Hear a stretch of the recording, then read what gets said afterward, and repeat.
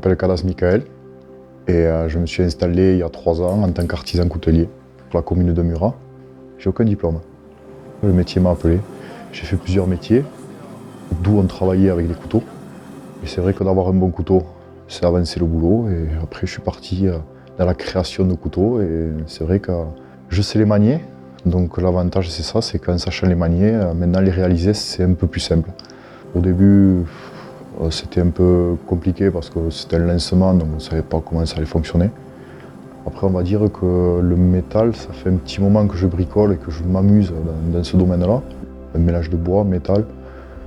Et après, ça en est venu à plus petit, des coutelles, le couteau. Et je suis resté au couteau. Et la réalisation d'un couteau, on va dire qu'on prend un acier assez dense et on attaque à forger. On donne, on modèle, un peu comme de la pâte à modeler.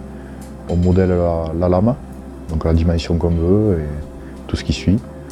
Dès que c'est fait, on prépare, on va dire, un petit peu les moutures. Après, on trempe. Donc la trempe, c'est pour durcir l'acier, pour que les molécules de l'acier soient beaucoup plus resserrées, que l'acier soit vachement dur. Et là, après, on attaque au backstand et on attaque à faire les émoutures propres, à polir la lame, donc c'est-à-dire la rendre miroir, ou satinée, ou brute de forge. Et après, on modèle le manche, donc on arrive, on perce, on met les rivets avec le manche, on travaille le manche. Et après, c'est toute une histoire de finition, suivant ce qu'on veut y faire dessus. Il y a les guillochages, il y a les dessins sur le manche, les dessins sur la lame. Et c'est comme ça que ça fonctionne. Il faut partir d'un morceau de ferraille pour arriver à ce genre de truc.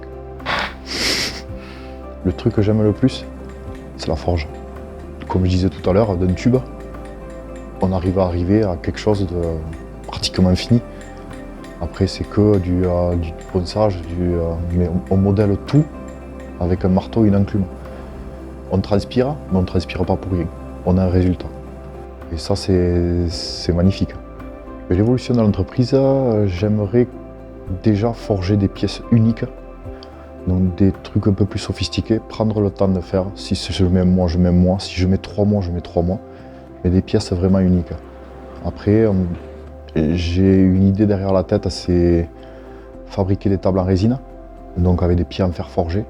Et il y aura d'autres choses qui arriveront à l'avenir, mais ça, bon, je ne peux pas trop en parler encore. On verra avec le temps.